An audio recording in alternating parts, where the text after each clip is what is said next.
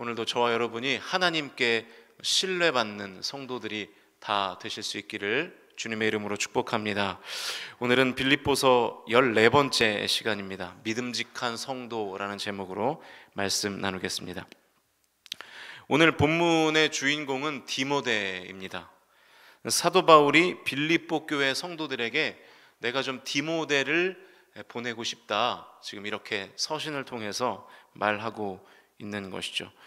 19절부터 24절까지가 다 디모데에 관한 내용인데요, 디모데를 이 빌립보 교회에 보내는 사절로 내가 좀 너희들에게 보내고 싶다. 그래서 너희들의 지금 사정과 형편을 디모데를 통해서 내가 다시 듣고 싶다, 지금 그 얘기를 하고 있는 것입니다. 이 디모데라는 이름은 하나님의 명예라는 뜻입니다. 하나님의 명예. 그러니까 여러분, 디모데의 삶에 따라서 하나님의 명예가 달려있다는 뜻이겠죠. 제가 지난 수요 저녁 예배 때에도 하나님 말씀을 전하면서 우리가 하나님의 대표 선수다, 그런 얘기를 했는데, 우리의 삶이 어떠느냐에 따라서 하나님의 이름이 거룩히 여김을 받을 수도 있고 거룩히 여김을 받지 못할 수도 있다, 그런 말씀을 드렸죠. 비슷한 것 같아요. 디모데의 이름이 하나님의 명예입니다. 이 디모데는 루스드라 출신이고요, 헬라인 아버지와 유대인 어머니 사이에서 태어났습니다. 이 경건한 어머니의 신앙교육 덕분에 어려서부터 성경을 많이 알았고 바울을 통해서 회심하게 된 사람이었죠. 바울의 2차 전도 여행 때에는 이 바울을 수행하는 동역자로서 이 빌립보 교회 설립에 동참했던 인물이 바로 디모데였습니다. 그리고 또 3차 전도 여행 때에도 이 디모데가 적어도 빌립보를 한 두어 번 정도 이렇게 방문할 만큼 이 빌립보와 디모데 이 사이에 이렇게 뭔가 교류가 있었던 것으로 보입니다. 그래서 바울이 이 디모데를 빌립보 교회로 보내면서 이 교회의 상황을 파악해서 다시 나에게 들려주기를 원했던 것이죠. 이 디모데에 대한 바울의 평가가 20절부터 22절까지 기록되어 있는데, 우리 20절 말씀을 같이 읽겠습니다. 20절 시작. 이는 뜻을 같이 하여 너희 사정을 진실이 생각할 자가 이밖에 내게 없음이라. 쉽게 말하면 이 디모데가 빌립보 교회 일을 진심으로 걱정할 사람이기 때문에 너희들에게 보낸다, 그 말입니다. 계속해서 21절과 22절을 읽어보시죠. 시작. 그들이 다 자기의 일을 구하고 그리스도 예수의 일을 구하지 아니하되 디모데의 연단을 너희가 아나니 자식이 아버지에게 함같이 나와 함께 복음을 위하여 수고하였느니라. 결론적으로 얘기하면 다 예수의 일이 아니라 자기의 일을 구하는 사람이 태반인데, 디모데는 자기의 일이 아니라 누구의 일을 구하는 사람이라고요? 예수의 일을 구하는 사람이라는 것이죠. 그만큼 이 그리스도께 헌신된 사람이기 때문에 안심하고 내가 너희들에게, 빌립보 교회 성도들에게 디모데를 보낸다라는 것입니다. 디모데를 향한 이 바울의 깊은 신뢰가 느껴지는 대목인 것이죠. 계속해서 23절과 24절 말씀을 같이 읽겠습니다. 시작. 그러므로 내가 내 일이 어떻게 될지를 보아서 곧 이 사람을 보내기를 바라고 나도 속히 가게 될 것을 주 안에서 확신하노라. 바울 자신을 대신해서 지금 디모데를 보낸다는 거예요. 바울이 디모데를 굉장히 지금 신뢰하고 있는 것이죠. 내가 곧 가게 될 건데 빌립보 교회 성도들이 어떻게 지내는지가 너무 궁금해서 일단 나 대신 디모데를 보낸다. 얼마나 신뢰하면 이렇게까지 할까요? 아니, 내가 곧 갈 건데 뭐하러 보냅니까? 좀 참으면 되죠. 그런데 조금 기다렸다가 가면 되는데, 그런데도 사도 바울은 그게 아닌 거예요.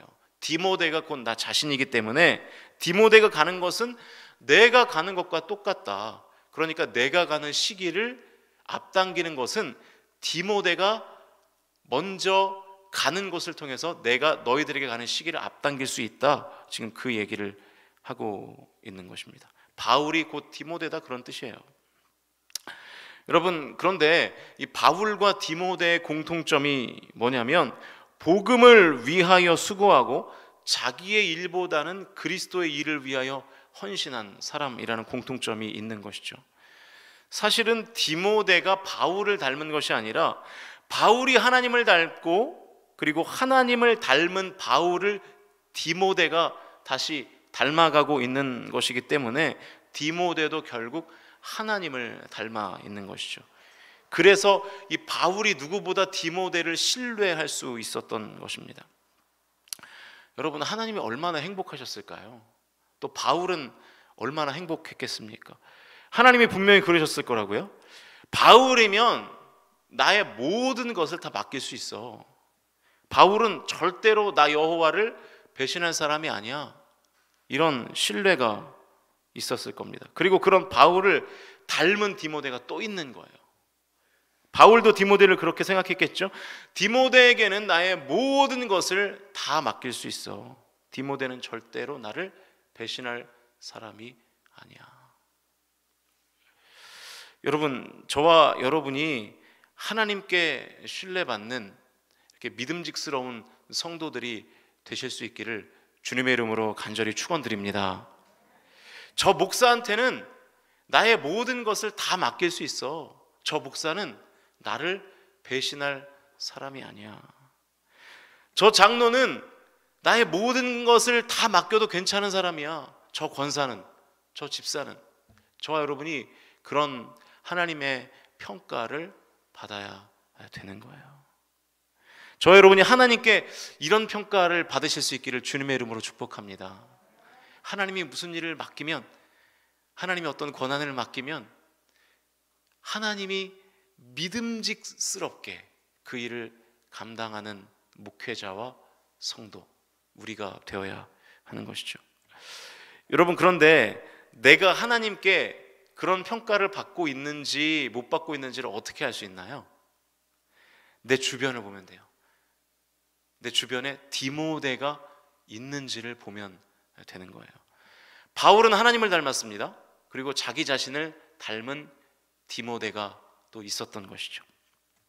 내 주변을 보니까 하나님 보시기에 죄 짓는 사람들이 많아요. 그러면 잘 한번 생각해 보십시오. 내가 그런 사람인 거예요.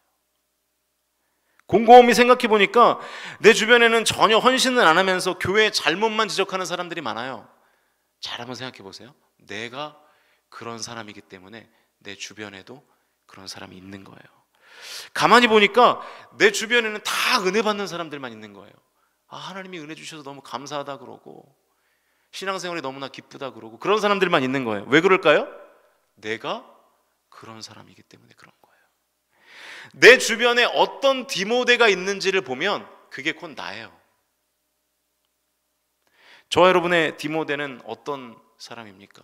여러분, 교제권에서 어떤 이야기들이 오고 가고 계세요? 하나님의 은혜를 말하고 신앙생활의 기쁨을 말하고 하나님께 감사한 것들을 말하는 사람들이 주변에 많습니까? 아니면 원망하고 불평하고 그런 사람들이 많습니까? 저와 여러분의 디모데는 누구입니까? 디모데가 곧 나 자신이라니까요. 저와 여러분의 인간 관계가 이 바울과 디모데의 관계 같을 수 있기를 주님의 이름으로 간절히 부탁드립니다. 네. 하나님께 신뢰받는 믿음직한 성도가 되십시오. 그러면 하나님이 더 많은 것을 맡기실 거예요. 여러분, 우리는 이렇게 생각하죠. 아, 하나님 왜 이렇게 제 인생은 이렇게 메말라 있습니까? 하나님 왜 저에게 복 안 주세요? 물론 거기에는 여러 가지 이유가 있겠습니다만, 심지어 원인이 없을 수도 있겠습니다만, 원인이 있다면 그 원인 중에 한 가지는 내가 그 복을 받을 만한 그릇이 아직 못 되기 때문일 수도 있어요. 그 이유만 있는 건 아니에요. 수많은 이유가 있는데 그 중에 한 가지의 이유가 될 수도 있는 것이죠. 아직 하나님이 내가 믿음직스럽지 못한 거예요. 그러니까 이럴 수도 있는 거죠. 저를 예로 들면 왜 하나님이 저에게 500명 되는 교회를 안 맡겼을까? 아니, 왜 하나님이 저에게 우리 교회를 500명으로 부흥시켜주지 않을까?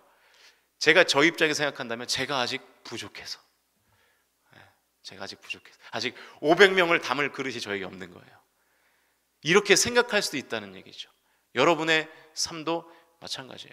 내가 하나님의 은혜를 너무나 간절히 원하는데 하나님의 은혜가 없다면 이렇게 생각해 보시면 좋아요. 내가 그 하나님의 은혜를 담을 만한 그릇이 아직 준비되지 못한 것은 아닌가.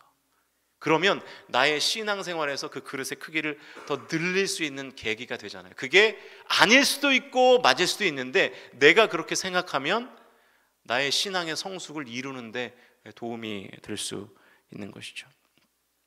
근데 여러분, 성경에 그런 기록들이 있거든요. 제가 우리 교회에서 첫 그 설교로 선택했던 본문이 달란트 비유잖아요. 달란트 비유. 5달란트를 받은 사람이 있었고 2달란트를 받은 종이 있었고 1달란트를 받은 종이 있었죠.